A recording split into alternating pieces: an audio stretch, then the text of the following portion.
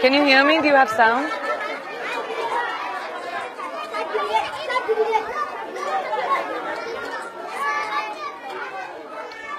Hello everyone, I'm Priyanka Chopra and I'm live today from Cox's Bazar, Bangladesh.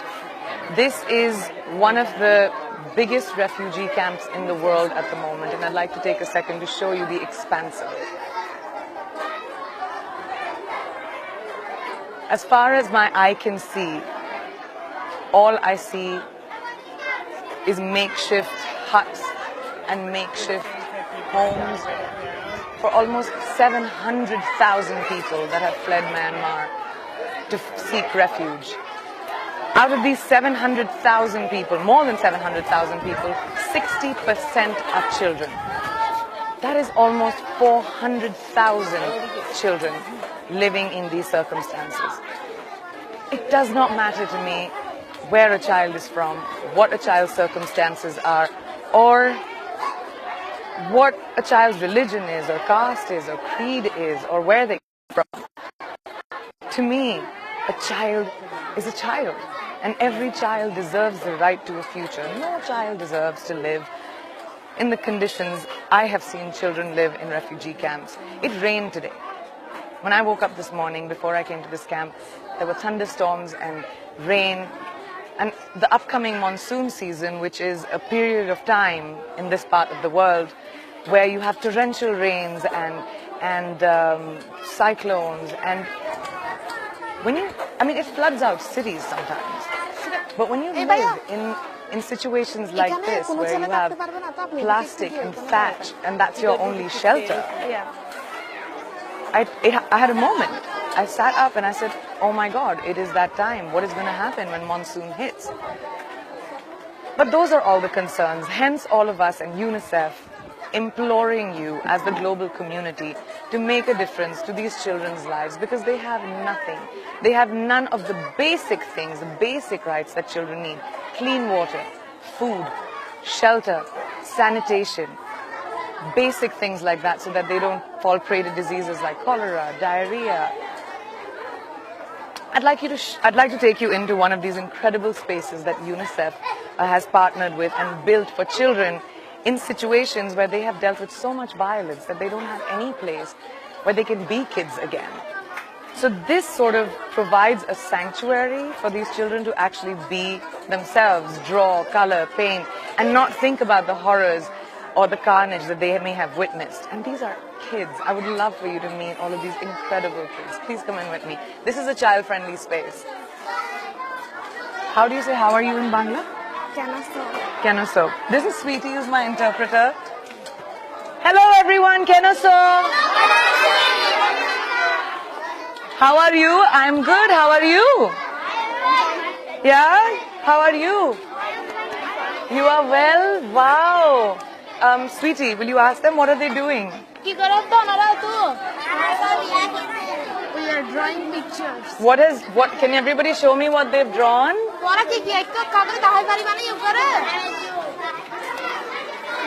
Wow. Ask her what is that, a helicopter? And this is your house? In Burma? As you can see, the children are still drawing helicopters, spraying bullets at them and their homes and their families. Wow, so good. So good. Very good. As you can see, these children are just really trying to be kids. They're having fun, they get dressed up in clothes, they draw, they laugh, they play with each other, and all they have is this space to do that in. They come into these child-friendly spaces for about 2 hours a day, and the rest of the time they're just running around in these makeshift camps, which are endless,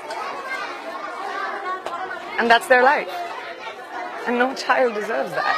They don't know when they're getting their next meal, they don't know when they're getting anything. And it's up to us as the global community to care.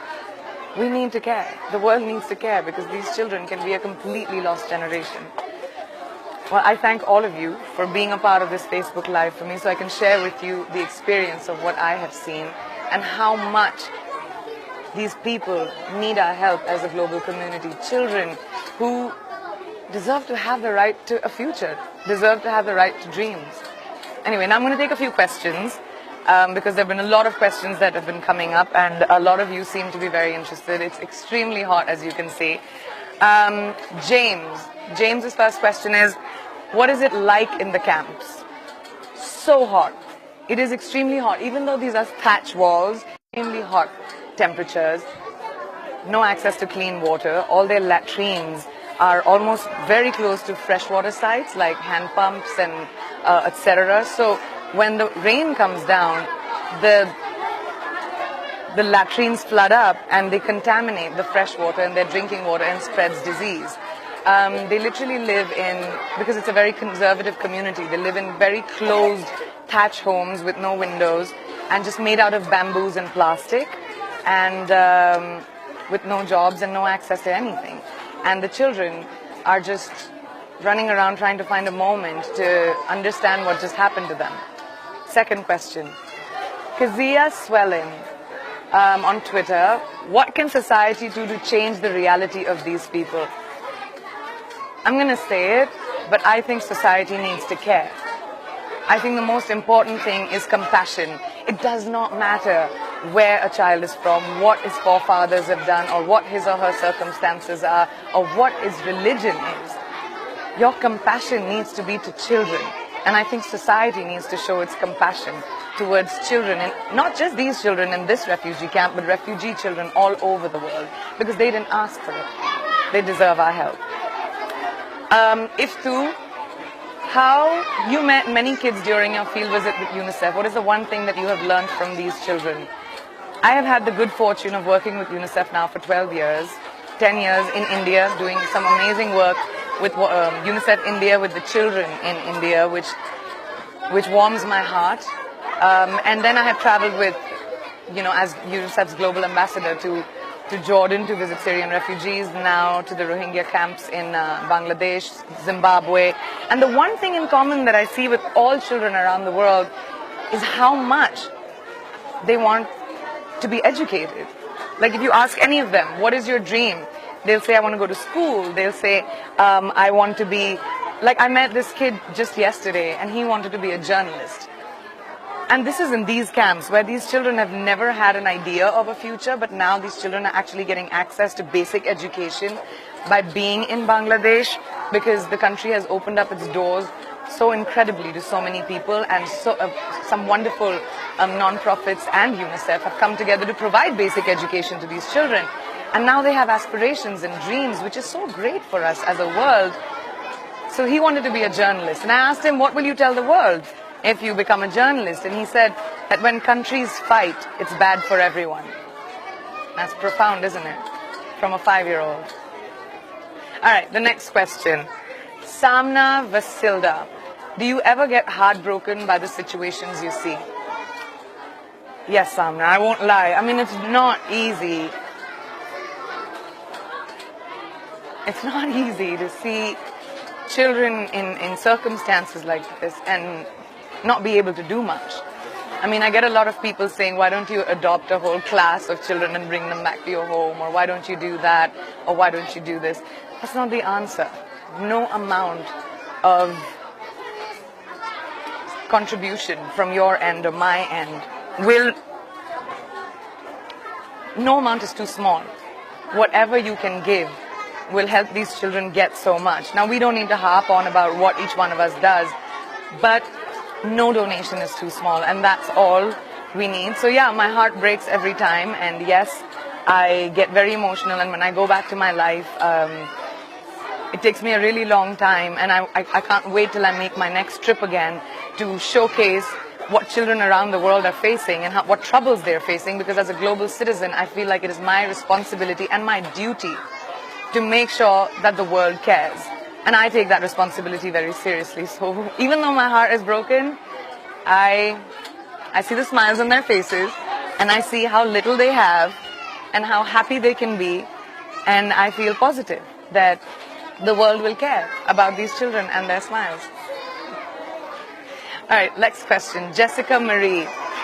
How has becoming a UNICEF Goodwill Ambassador changed your outlook on life? My parents were very philanthropic when I grew up, so I can't say that I wasn't aware of the difference us, people like you and me, who live in privileged society, can make to people who don't have the privileges as us. But I think working with UNICEF and traveling around the world, I was exposed to so much poverty, sorrow, lack of education in my country itself. And when I worked with UNICEF and a lot of other NGOs earlier, and now even, you know, I got to see how much we can do in terms of our contribution. And then I started traveling with UNICEF as their global ambassador all over the world. And the world matters to me. I care about the world because we have just one. So the outlook on my life has changed, that children all over the world matter. Whether it is my own country, India, whether it is in the country I live in, which is the US, or any of the countries that I travel in, children matter. And your compassion towards children matter, not their circumstances. So that's the outlook that's changed for me.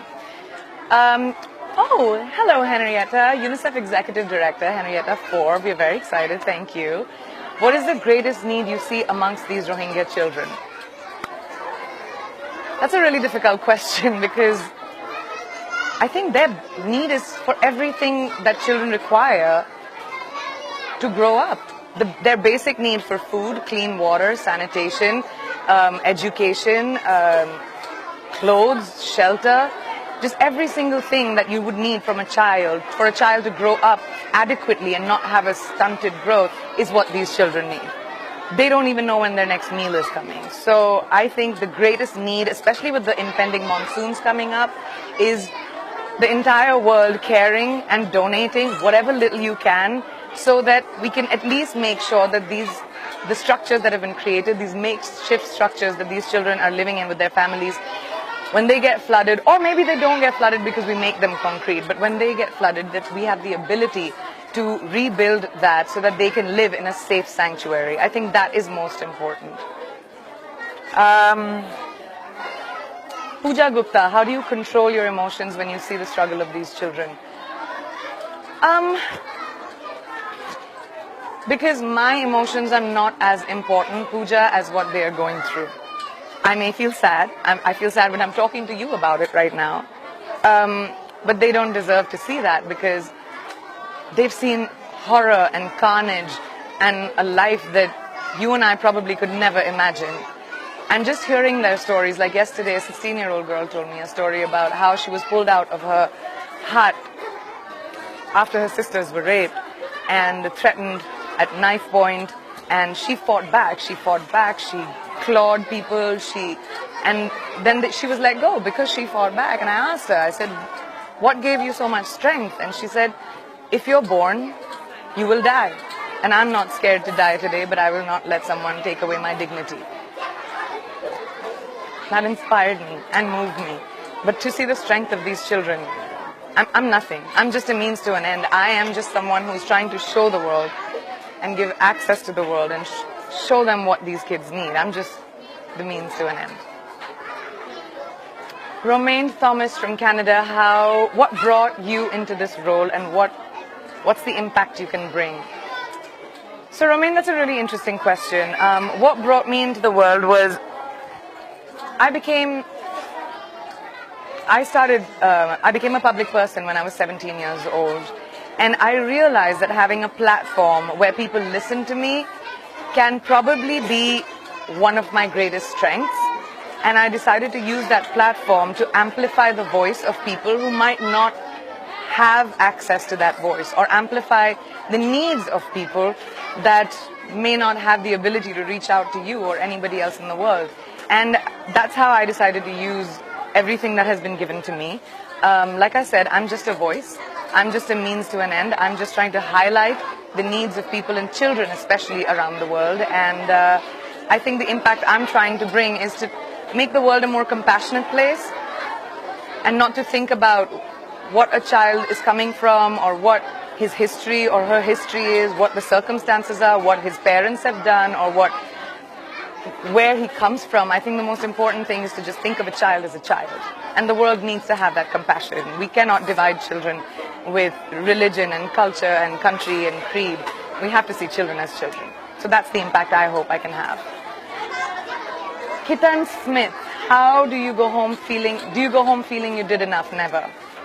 I go home feeling like I tried, but every time I go home, it takes me about 2-3 days to sort of recover a little bit. And then I'm on the phone with UNICEF again saying, where are you taking me next? Where can I go? Where can I help? Where do you need me? And I'm ready to go. I think that's the feeling I take home, is most of the kids that I meet and I share my time with, they keep a very special place in my heart. And they've really changed me. Simon from London, what do the children do in the camps? That's such a good question, Simon. Kids come and spend time for about 2 hours or so in these child-friendly spaces.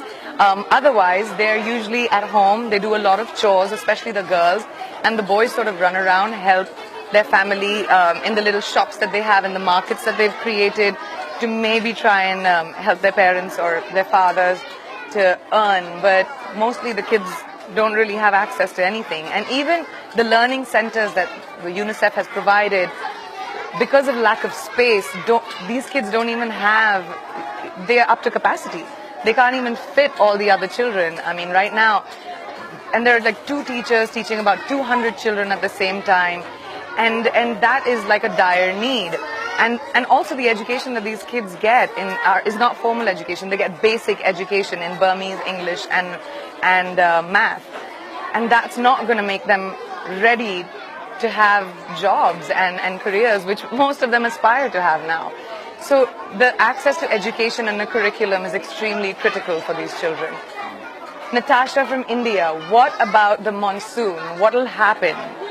So that's a really good question, Natasha. Like this morning, I know it was raining, and when I woke up and I looked outside the window and it was rain. And the first thought that came into my head, because I've spent 4 days in these camps, was what's going to happen to this? What's going to happen when it rains? What's going to happen to like all of this? I can shake it with my own hand. And this is not like, I'm not even, this is, what happens if the torrential rain comes down? They have cyclones here. And these camps, you have to know, are built on hills which were deforested. So there's dangers of landslide, mudslides, and these houses being caught in that, and people being caught in that. Monsoon season's coming up. So that is why it is so important right now for you all to get involved and donate and help us reinforce these structures. Melissa, this motivates me. Thank you. How can I help? Oh my God, you can help so much. Please go to unicef.org and you'll find out everything that you need over there. Donate your time, donate your money, donate your compassion. I'm so glad you asked that question. Thank you, Melissa. Well, I have to go and spend some time with these kids and then fly to Dhaka. So I'm going to wrap it up now. But thank you so much for sharing this with me. This has been such an incredible experience. I go back a changed person, and this reinforces my faith and belief that children around the world will always have my help and support. And now I need yours. So thank you so much, and I really appreciate you being here. Thank you. Sweetie, can you tell them if we can draw together? Hi. क्या बनाया? हाँ? सब आके दीवार बनाए? ठीक है बनाए? So, no, I can do that. ये तुमने बनाया? हाँ.